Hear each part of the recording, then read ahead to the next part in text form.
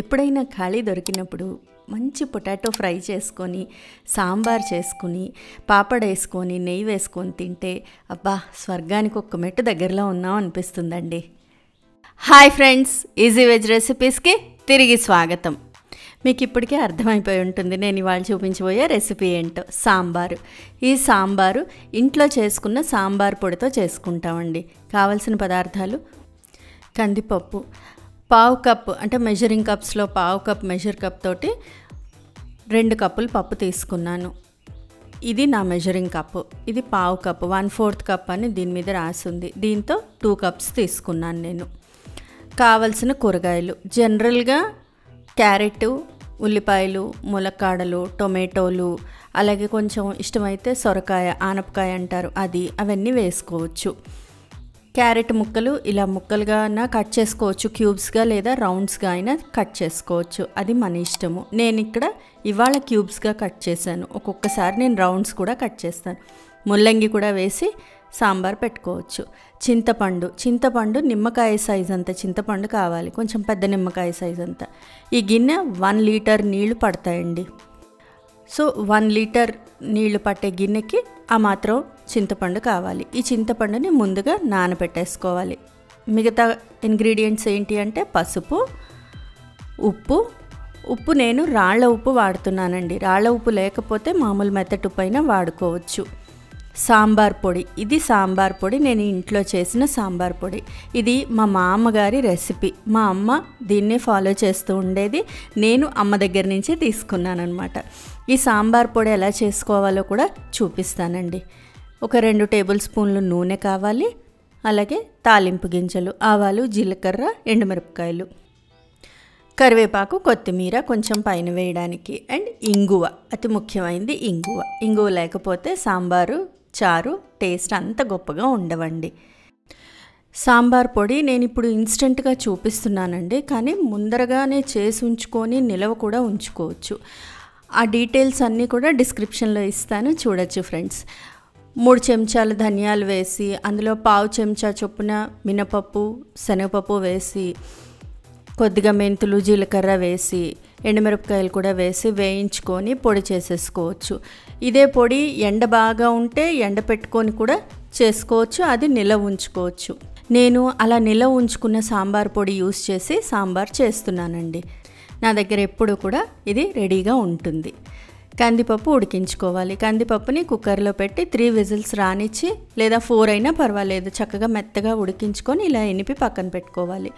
కూర ముక్కలు ఏమేమి వేస్తున్నామో అవన్నీ కూడా ప్రెషర్ కుక్కర్లో వేసి ఒక 3 విజిల్స్ రానిచ్చి వాటిని కూడా ఉడికించుకోవాలి. కొంచెం నీళ్లు పోసేసి కొద్దిగా పసుపు, కొద్దిగా ఉప్పు మరీ ఎక్కువ వేయం, ముక్కలకి మాత్రం ఉప్పు పట్టుకునేటట్టుగా కొద్దిగా ఉప్పు వేసి ఒక 2-3 విజిల్స్ రానిచ్చి ఉడికించేస్తాను. ఇది ఉడికిపోయిన తర్వాత చింతపండు పులుసు తీసి రెడీగా ఉంచుకుంటాను. చూడండి, ఈ ముక్కలు ఉడికిపోయాయి. చింతపండు నానబెట్టుకున్నాం కదా, దాని నుంచి శుభ్రంగా దాన్ని గట్టిగా పిసికేసి రసం తీసి రెడీగా పెట్టేసుకుంటాను. ఇది కొంచెం చిక్కగానే ఉంటుంది. అసలు సాంబార్ చేసే టెక్నిక్ అంతా కూడా ఇక్కడే ఉందండి.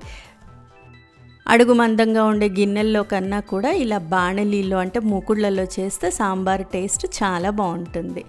నూనె వేడెక్కిన తర్వాత తాలింపు గింజలు వేసేసి, అవి కొద్దిగా వేగిన తర్వాత ఇంగువ వేసేసి, చిటపట్లాడుతున్నప్పుడు పసుపు, సాంబార్ పొడి, ఈ 2 కూడా వేసేస్తాను. సాంబార్ పొడి కూడా పూర్తిగా వేయను, హాఫే వేస్తాను. అంటే నేను 3 టేబుల్ స్పూన్ సాంబార్ పొడి తీసుకున్నాను, అందులో 1.5 మాత్రమే ఇందులో వేసాను. కొద్దిగా ఇలా వాడ్చినట్టుగా చేసి ఉడికించుకున్న కూర ముక్కలన్నీ వేసేసి ఉడకపెట్టేసుకోవాలి. ఇవి ఒకసారి కలిపేసిన తర్వాత చింతపండు పులుసు కూడా వేసేసి ఒక 1/2 కప్ నీళ్లు పోసేసేయండి. కొంచెం పల్చనవుతుంది. ఒకసారి బాగా కలిపేసి మిగిలిన సాంబార్ పొడి అంతా కూడా వేసేసేయాలి. వేసిన తర్వాత ఉప్పు ఇందాక కూరలు మాత్రమే వేసాం కదా, మిగతా ఉప్పు ఇప్పుడు వేస్తాం అన్నమాట. వేసేసి దీన్ని కళాపెళ, ఈ సాంబార్ అంతా కూడా కళాపెళ ఉడకనివ్వాలి. ఇది ఇలా ఉడుకుతున్నప్పుడు పప్పు ఉడికించి పెట్టుకున్న, ఎనిపేసి రెడీగా పెట్టుకున్నాం కదా, ఆ పప్పు కూడా వేసేసేయాలి. వేసి కలిపేసుకోవాలి. ఇలా చూడండి, ఇంత బాగా తెరలాలి సాంబారు, అప్పుడే టేస్ట్ చాలా బాగుంటుంది.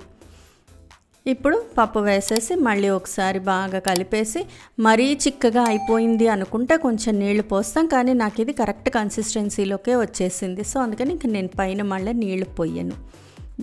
ఇలా సాంబార్ని ఉడకనిచ్చేస్తాం. ఈ సాంబార్ అన్నంలోకి చాలా బాగుంటుందండి. ఇడ్లీ, వడ, దోశ, పొంగలి ఇలాంటి వాటికి ఇచ్చే సాంబారు ఇంకొంచెం లూజ్గా ఉంటుంది, ఇది కొంచెం చిక్కగా ఉంటుంది.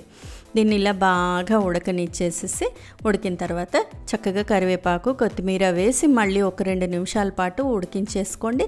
మంచి టేస్టీ అయిన సాంబార్ రెడీ అయిపోయింది. వేడి వేడి అన్నంలో సర్వ్ చేయండి, బాగుంటుంది. పైన కొబ్బరి వేస్తే కొబ్బరి తేలుతూ చూడ్డానికి టెక్స్చర్ చాలా బాగుంటుందండి. ఇంతే, సాంబార్ ఫర్ రైస్, అన్నంలోకి సాంబారు రెడీ అయిపోయింది. దీన్ని చక్కగా నెయ్యి వేసి పాపడ్ వేసుకొని తినండి, పక్కన పొటాటో ఫ్రై పెట్టుకొని తినండి, సూపర్గా ఉంటుందండి. సాంబార్ పొడి డీటెయిల్స్ కింద డిస్క్రిప్షన్లో ఇస్తాను, చూడొచ్చండి.